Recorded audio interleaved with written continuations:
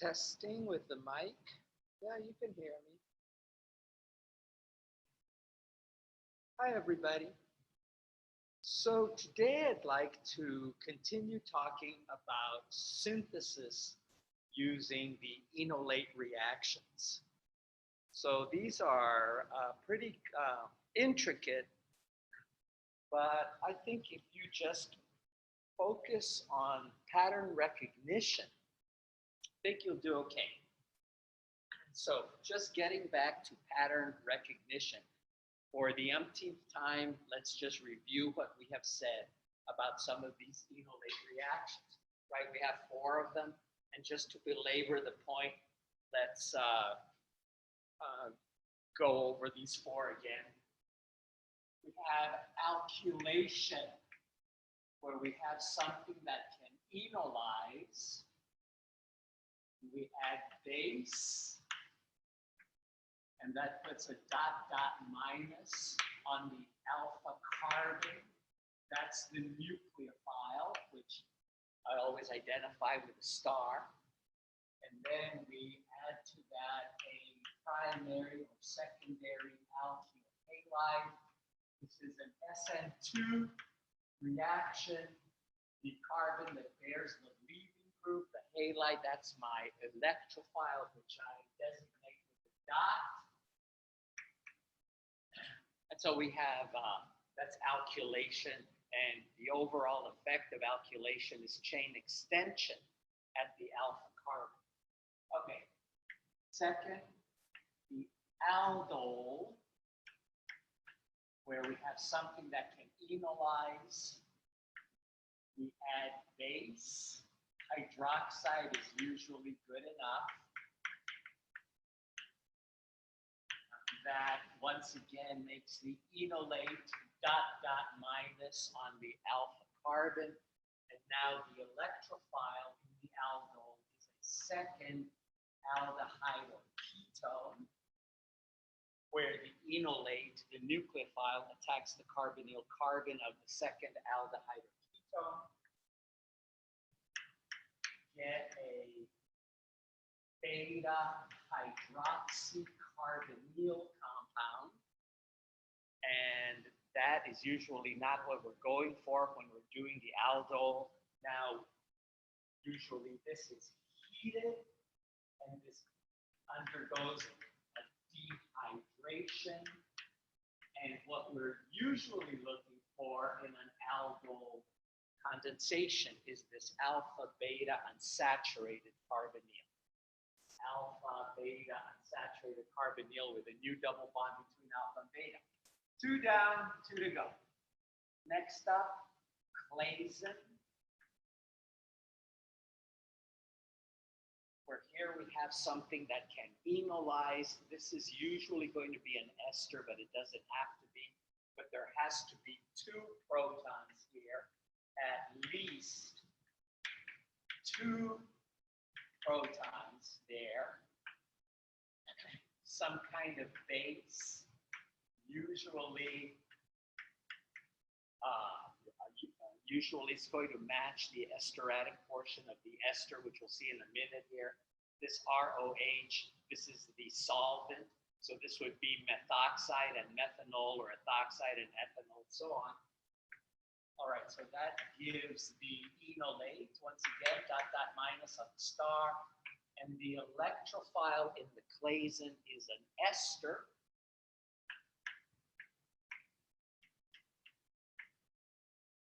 And so the reason that we use RO minus here is because we use RO here, and so these, the base and the ester here have to match. We get a star and a dot hookup. This is the, but it's important to remember that because we have basic conditions here, and because protons that are trapped between 2 carbonyls are quite acidic, the product of the Claisen is actually this anion that has the negative charge trapped between these 2 carbonyls. And then we have a workup. We can use just plain old acid at 25 degrees, and that just puts the proton on that negative charge. There's my star, there's my dot. The pattern recognition here, which is what I'm focusing on, is that the Claisen gives you a 1,3 dicarbonyl.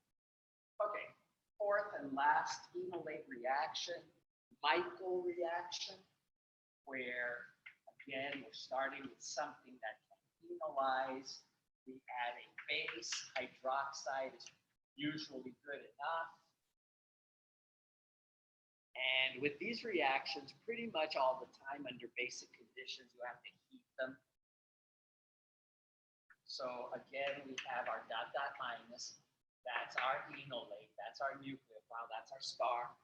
And these four reactions differ in that they have different electrophiles, right? So the electrophile here is going to be the beta carbon of an alpha beta unsaturated carbonyl. In other words, the product of an aldol. Star and the dot hook up. The double bond of the alpha beta unsaturated carbonyl, that's gone. And the product of the Michael is a 1,5 dicarbonyl. Okay, so this is just to review these patterns that are involved in enolate reactions.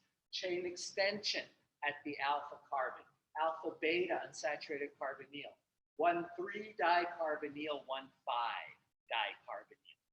Okay, so that's just a review for the manyth time of these enolate reactions. So now let's do some synthesis problems.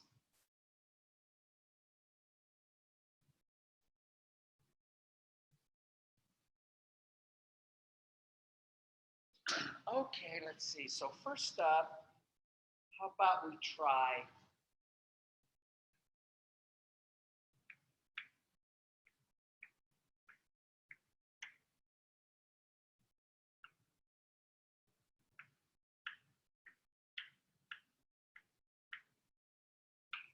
from cyclohexanone and anything else.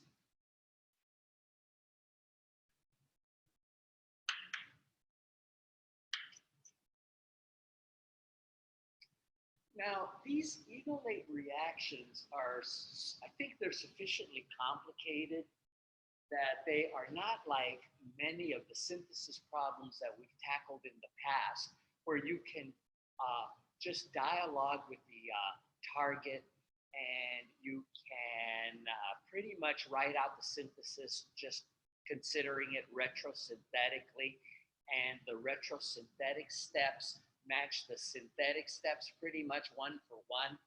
These enolate reactions are kind of too complicated for that. So what I would suggest to you is that we need a strategy before we write down any synthetic steps. Usually when we've written out syntheses in the past, we just write the target here and a backward arrow, and then starting material, then another backward arrow, and there's a starting material. The retrosynthetic steps match up with the synthetic steps pretty much one for one. That's what we've seen in the past, but that is not really possible with these enolate reactions because they're a little bit too complicated for that. So what we need to do is cook up a strategy. Okay, so I'm looking at this molecule and I see a 1,5 dicarbonyl. 1, 2, 3, 4, 5. 1,5 dicarbonyl. But the beta carbon of the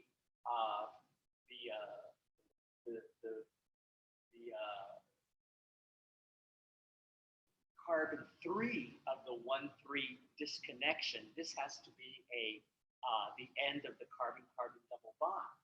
So for this problem, and this is kind of, all of these problems, most of these problems I'm giving you today require quite a bit of cunning. So something like this, it has a 1,5-dicarbonyl, but if I try to follow that Michael addition strategy, I'm going to end up with a molecule that I can't make. So one of the techniques of synthesis using these enolate reactions is to force the target into one of those four patterns. So that's how I'm going to approach this problem. Yes, I see that 1,5-dicarbonyl. That's simply not convenient enough.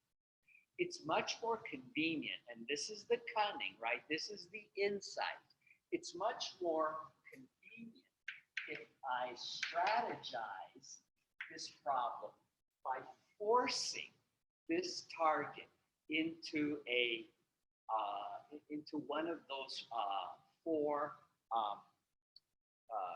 characteristic moieties. So what I'm going to do is, this is my target. This is what I'm trying to make, and I have to use cyclohexanone. But what I'm going to do is, I know that if I put a double bond here, if I put a double bond there, what I've done is I've forced the problem into an aldol type of disconnection, where now I see an alpha beta unsaturated carbonyl. And so this is really my target. And I know that I can hydrogenate the carbon-carbon double bond in the presence of ketones, but the carbon-carbon double bond will be taken down first and fastest. So I can get to the final product, but I use the connivance, I use the trick that I'm going to force it into this alpha beta unsaturated system. And this is going to make my synthesis a lot easier than trying to operate with a Michael. Okay, so now this is an alpha beta unsaturated carbonyl. That's an aldol, where the beta carbon used to be a carbonyl carbon. Look at those reaction reviews that I gave you just a minute ago. The beta carbon of the alpha beta unsaturated carbonyl. This used to be a carbonyl carbon.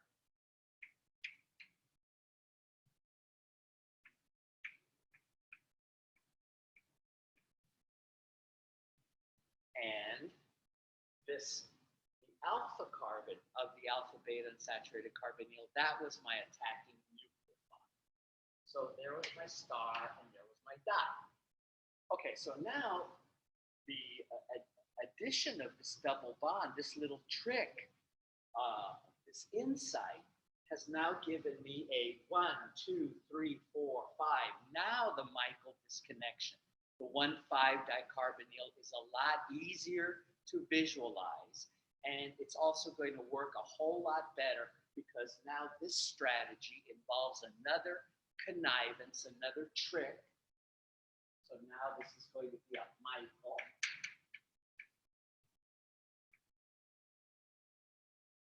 Where the nucleophile, which was here,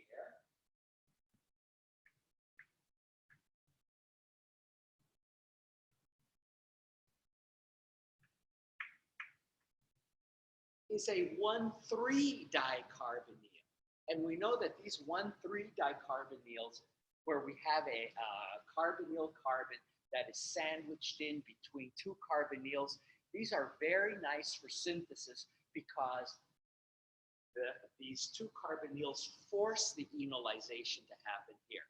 This is the most acidic type of enolizable compound, so there is no question of where the nucleophile will be and where the electrophile will be. Okay, so now we need to make this guy, and we recognize this is a 1,3-dicarbonyl, and that would be the product of a clasine. So there's my cyclohexanone, which is my starting material I'm supposed to use, and the dot here, this carbon over here, this lost its esterifying group in the course of the Claisen. So this guy would have to react with something that looks like, there's an H here, of course. Maybe I'm going to make this an ethyl ester. Okay, so this is my Claisen condensation. All right. So, a couple of things about each of these reactions, right? This is not what I'm going to write. This is not what I'm going to write on the test, right? Because I just have the names of the reactions, and we don't give any credit for writing the name of a reaction. I have to have reagents. But I needed a strategy to put this molecule together. Here's my strategy. I want to comment about these individual steps.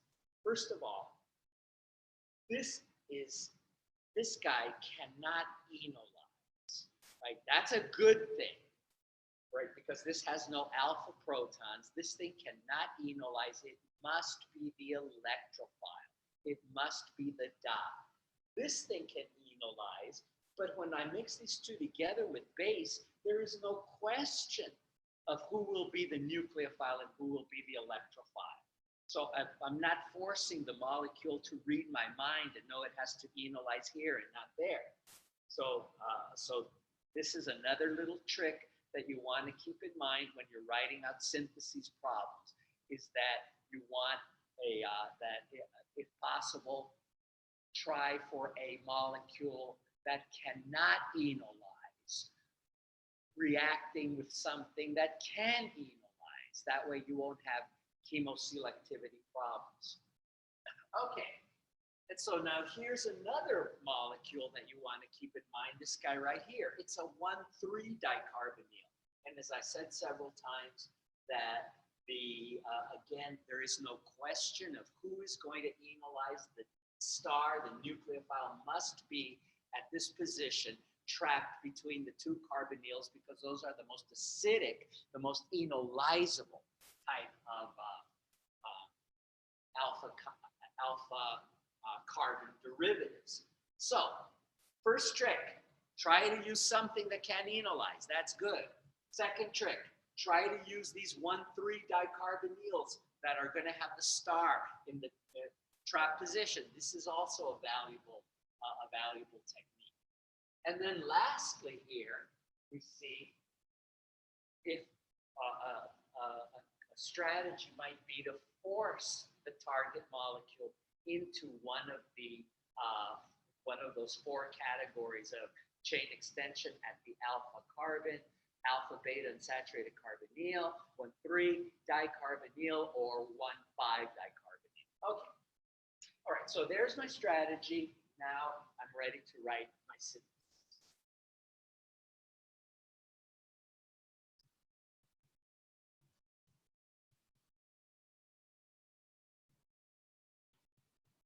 Okay, first step. There's my cyclohexanone. I'm going to react that with that ester that could not enolize.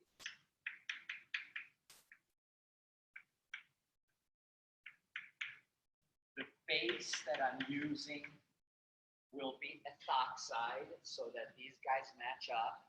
The solvent that I'm using is going to be ethoxide.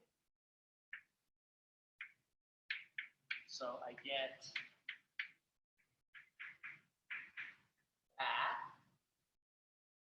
right, where this is a Claisen, and we have to remember that the product of the Claisen, because it's basic conditions, because this is a strong base, the carbon that is bis alpha trapped between 2 carbonyls comes out with a negative charge on it. Now, ordinarily, what I would do now maybe is put the proton back on, but I don't have to do that, because my next step in my strategy is that this guy has to function as a nucleophile in that Michael reaction. So there's no point of reacting this with acid. There's no point of putting the proton on there just to take it back off again, right? So I can use this guy as is and reacting him with this alpha beta unsaturated carbonyl that we wrote out in our strategy. So this is the Michael step.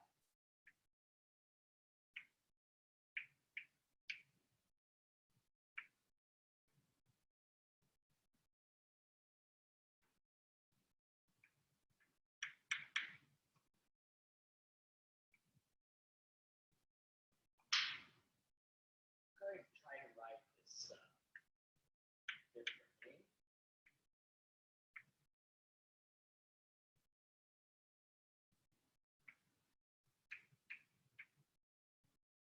Okay, so there was my nucleophile, there was my star, there was my dot.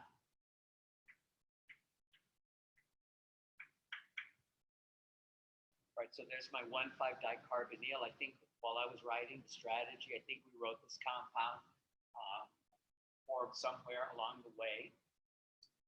Okay, and so now I'm ready to do the aldol. Hydroxide, water, heat.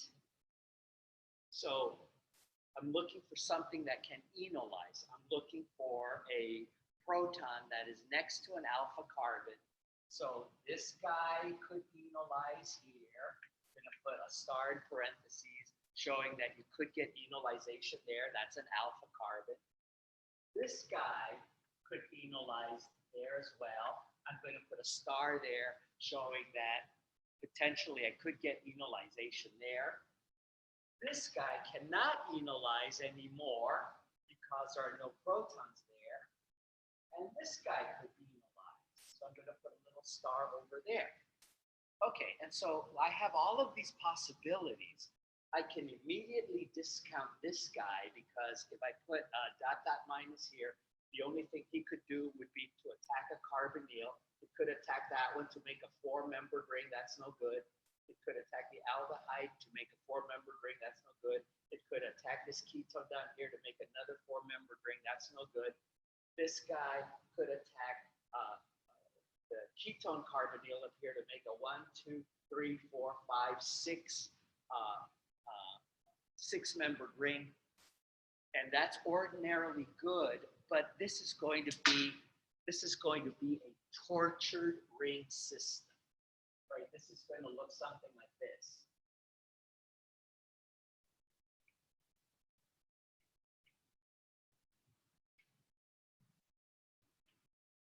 There's my 6-membered ring.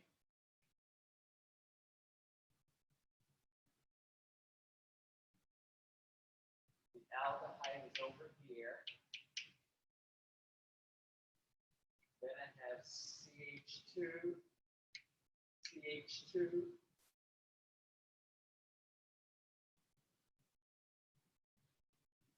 carbon, bear with me here, that one. That's this one, that's this one. Okay, so that's going to be my beta hydroxycarbonyl. And I see that this thing cannot dehydrate. Because if this OH goes away, this is the beta hydroxycarbonyl. I can't put a double bond here, right? Because I'll have a carbon here with 5 bonds, right? So that's no good.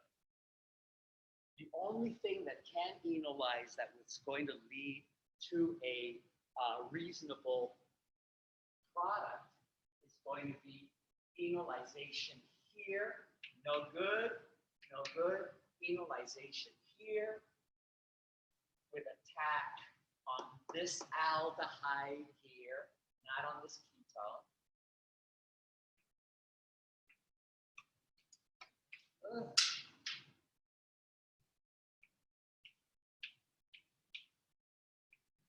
To give the product that I'm looking for.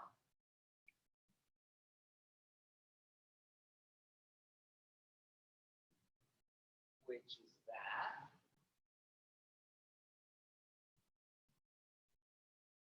Right, this carbon here put a star on him, put a dot on him, put a star on him, put a dot on him. All right, and so now we said that our last step is going to be hydrogenation to get rid of that double bond.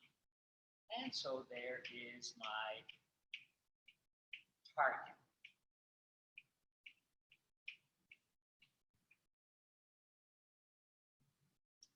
Okay, so, clearly these enolization reactions are pretty tricky, right? They involve quite a lot of cunning. Okay, so let's try another one.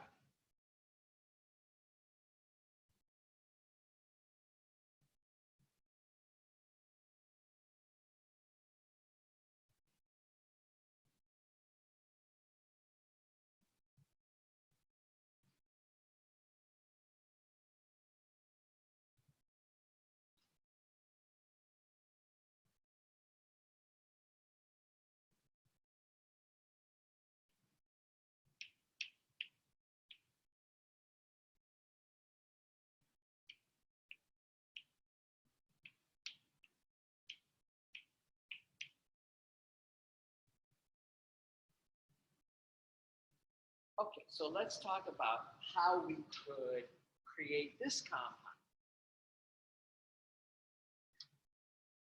This keto acid. Again, using these enolate reactions, frequently you need to be kind of tricky and you need to use cunning. So the trick I'm going to use to put this molecule together is that I know that I can make a carboxylic acid as a result of decarboxylation of a beta keto acid, right? That's the trick. That's the cunning, right? I can make this carboxylic acid by decarboxylating a beta keto acid. So this guy, right? This is my strategy. I'm doing this on a scrap piece of paper. I can make this guy if only I could make this.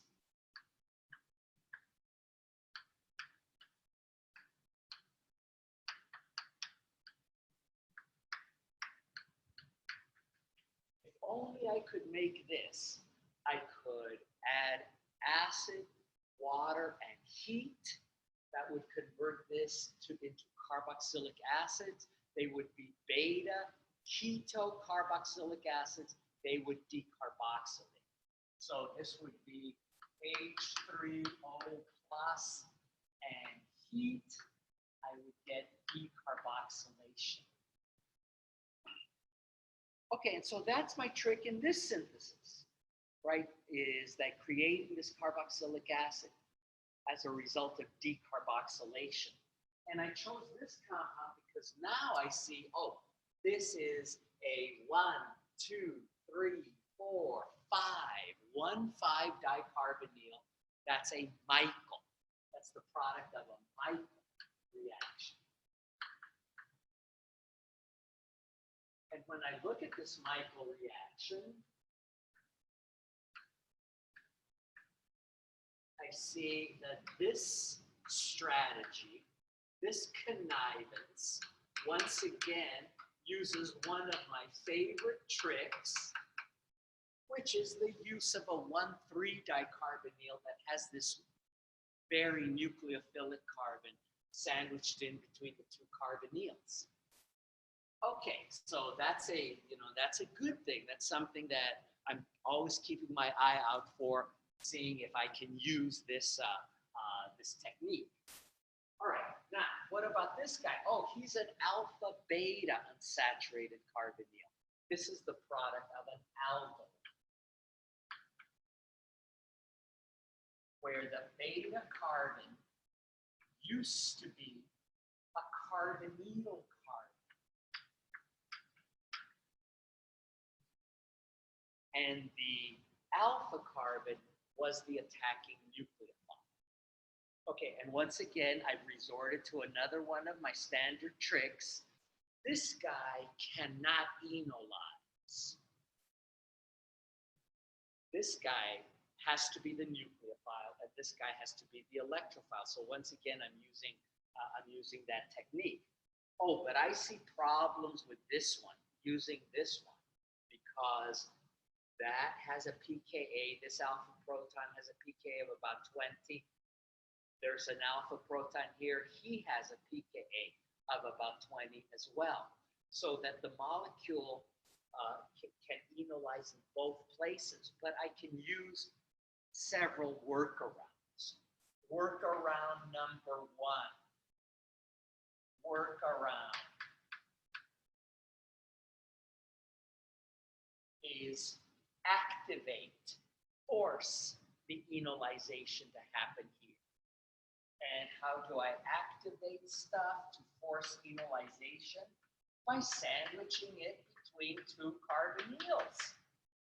So that would be workaround number one, is that I'm going to force enolization to happen here because I recognize that this ketone has two enolizable sites. Workaround number two, this would probably be easier. LDA.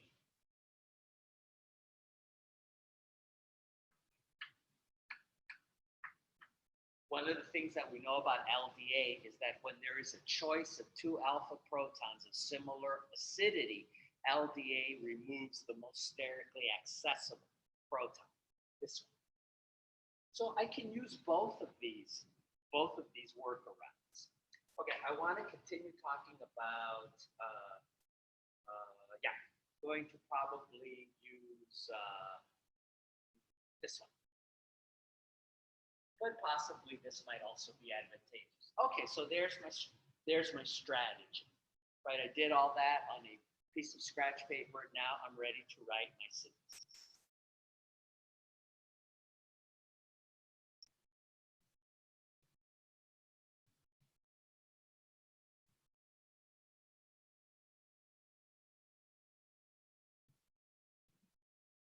So I'm going to use the LDA connivance. LDA minus 78 degrees C. That's going to put my enolate over here, which is where I want it. Okay, and now I can do that Michael reaction.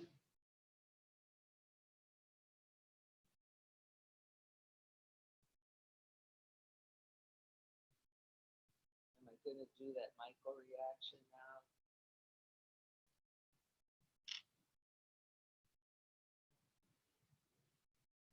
Yeah.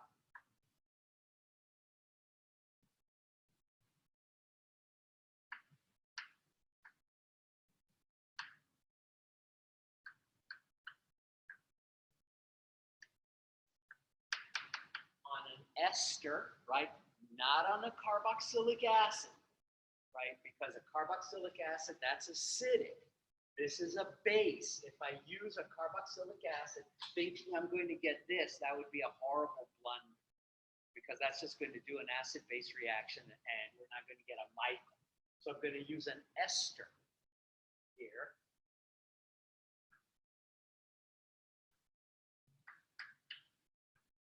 So there's my star, there's my dot,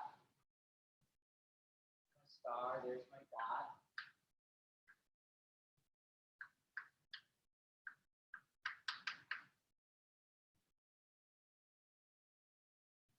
Okay, and now to make this carboxylic acid here, I couldn't use this carboxylic acid in this Michael step because I would get an acid-base reaction.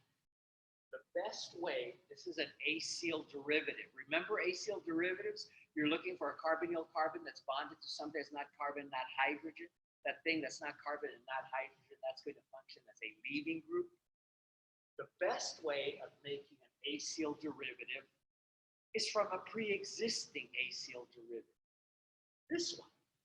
And so to go from here to the final target, it's going to be a hydrolysis analysis of the ester acidic conditions. And so I'm converting my ester to a carboxylic acid. So that would be my synthesis.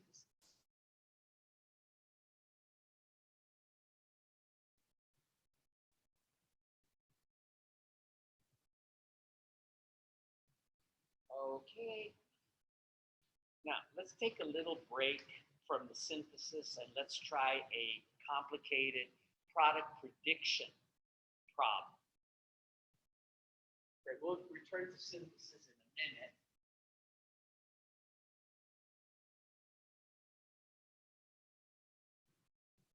But let's do a pretty complicated product prediction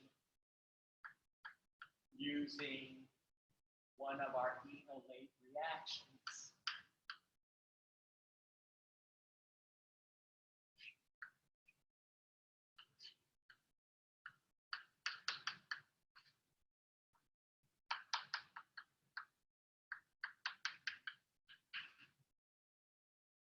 Okay, so why don't we try to predict the product of this reaction?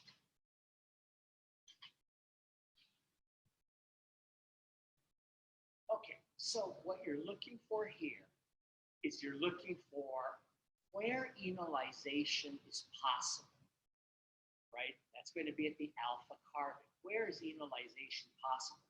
And once you've identified where enolization is going to happen, then you have to examine what is that enolate going to do? What is the reasonable thing that that enolate can do? So first step, in how many places can this thing enolize? I see four. I see four places where you could get an enolate. Everywhere you have an alpha carbon with a proton. So it could enolize here. I'm going to put a light little star in parentheses, meaning enolization might happen there. It could enolize there. I'm going to put a little star in parentheses. This is an enolizable position. Did I copy this right?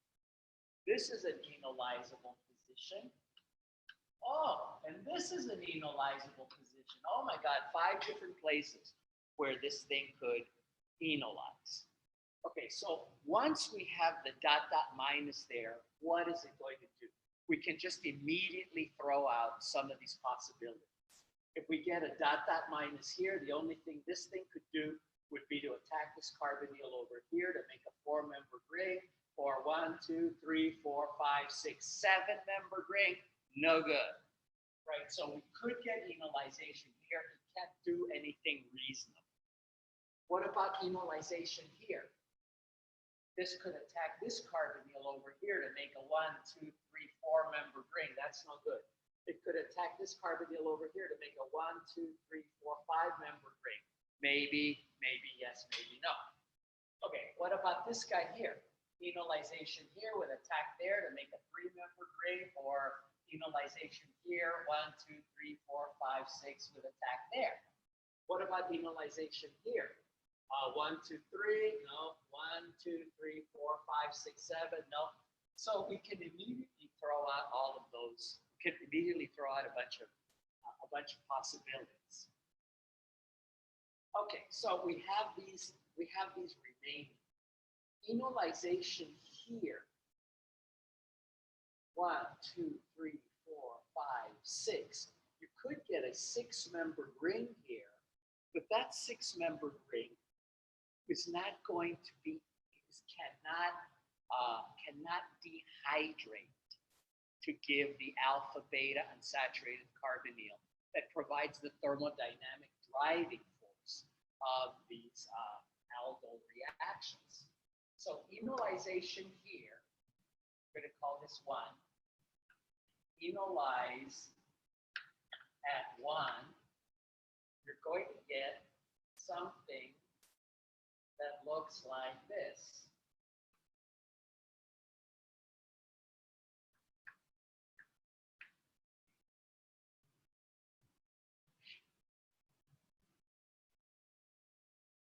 Yeah, there's that 6-membered ring, all right.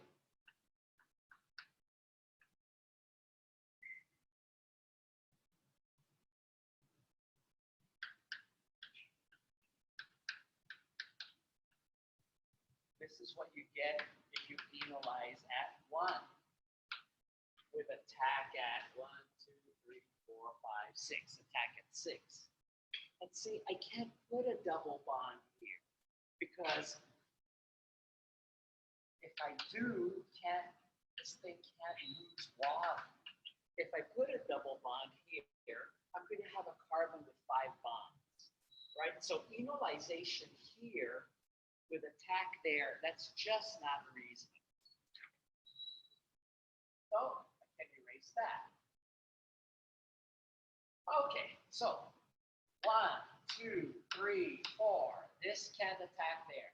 1, 2, 3, 4, 5, maybe. 1, 2, 3, 4, 5, 6. Oh, that's the best combination. Right? This is 1, this is 2, 3, 4, 5, 6, 7. Best combination here is going to be enolize at 7 and attack at 2. This gives a 6-membered ring.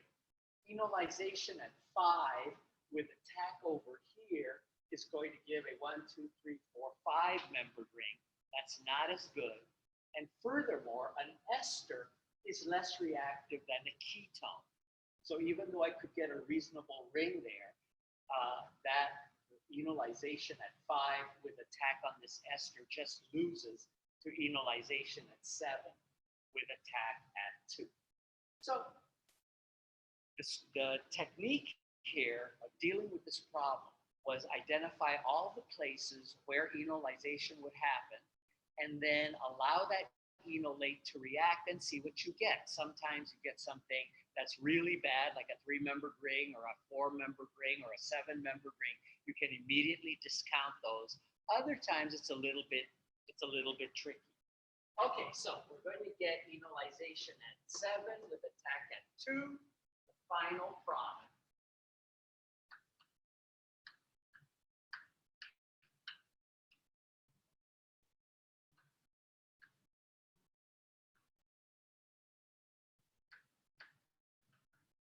Would be this, right, where the carbon 2, there's my carbon 2, 3, 4, 5, 6, 7, there's the carbon 7. It's an aldol where carbon 2 of this alpha beta unsaturated carbonyl used to be a carbonyl carbon, and carbon 7 was the attacking nucleophile. Okay, so let's try one more synthesis problem using our enolate reactions.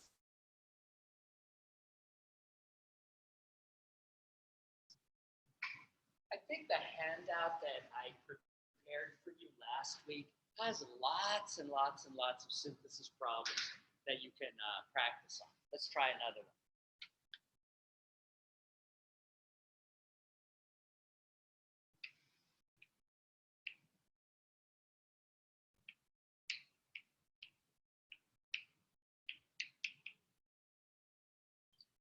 Okay, so what would be a good way of making this molecule?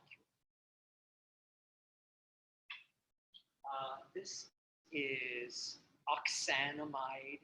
It's an anti-anxiety drug, and God knows we could all use one now. I'm going to write out a strategy and then synthesis, because I've seen that when I'm using these enolate reactions, the retrosynthesis doesn't correspond necessarily step for step with a forward synthesis. Okay, so this is a great problem for a final exam too, because it uses all kinds of reactions that we have studied all semester long. It's an epoxide. I know epoxides are very reactive. They react with Grignard's lithium aluminum hydride, alcohol, water. I know epoxides are very reactive. So you know what? I'm probably going to put in the epoxide last in the synthesis. That means first in the retrosynthesis. So what I really want to do is epoxidate something that looks like this.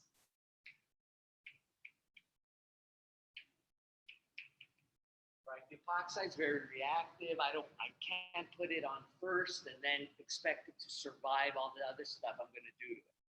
Okay, so now I have this. Oh, and now I'm looking at this and I see, oh, it's an alpha beta unsaturated carbonyl. That has the seed, the suggestion of an aldol in there. But an aldol is the reaction between usually two aldehydes. I also see that this is an acyl derivative. It's an amide. And the best way of making an acyl derivative is from a pre-existing acyl derivative. And I know that I have a reactivity ladder when I deal with acyl derivatives. And so I can make an amide from an acyl halide or from an ester, right? So what I'm going to try to do is I'm going to make this guy from an ester.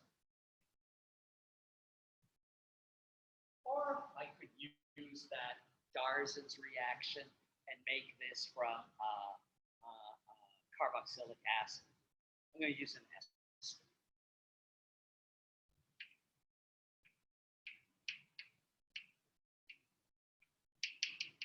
Amide. And make an amide. Okay, and now this still has that alpha beta unit, but that suggests the aldol, but the aldol is usually the reaction between two aldehydes. So what I need to figure out what to do is how to convert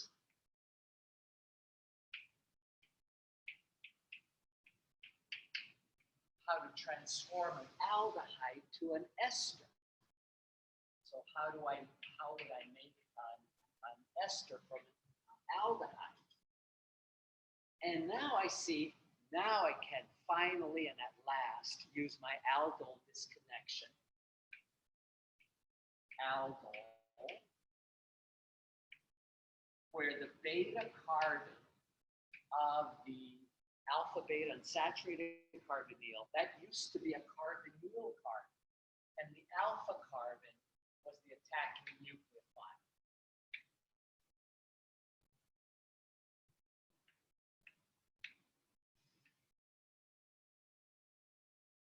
Oh, it's two equivalents of the very same thing. It's a self-aldol. So this is a 4-carbon aldehyde. This is the very same 4-carbon aldehyde. Okay, so that reaction is going to work very nicely. Okay, that's my strategy. I did that on a piece of scratch paper. I'm ready to write out my synthesis. Two equivalents of this aldehyde, that's this guy and this guy, OH minus, H2O and heat, that is going to give me the aldol, the alpha beta unsaturated carbonyl. That's going to give me this alpha beta unsaturated aldehyde. Okay, so now how would I need to turn this into an amide, and so one way I could do it is to convert it into an ester and then convert the ester to an amide. But that's not the only way I could do this. Another way of making an amide would be I could convert this aldehyde to a carboxylic acid using either Jones or Tollens. So that's what I'm going to do. I'm going to use Tollens reagent. That's silver, ammonium hydroxide. That's my first step. That's basic conditions. That's going to give me a carboxylate. I want a carboxylic acid, so I need acid workup.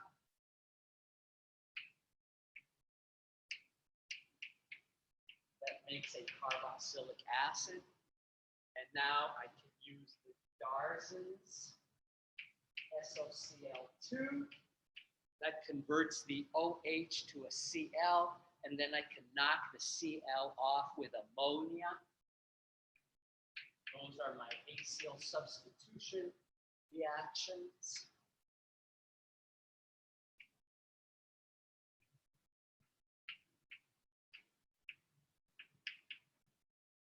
All right, and so there I've converted the aldehyde to an amide. I could have also converted the aldehyde to an ester and then to an amide, but this is just another way. Probably people would be more comfortable with that.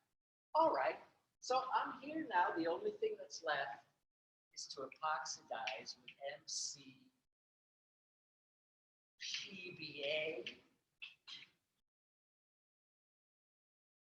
And there's my tranquilizer. There's my synthesis for my tranquilizer. Okay, so I guess the take-home lesson here is that when we're using these enolate reactions, we need a strategy, right? We can't just match up the retrosynthetic steps one for one with the synthetic steps. So using some of these tricks of using 1,3 dicarbonyl compounds, using the activation that will usually lead to a reasonable synthesis. Okay, so I said a lot of very complicated stuff. Any questions out there about anything?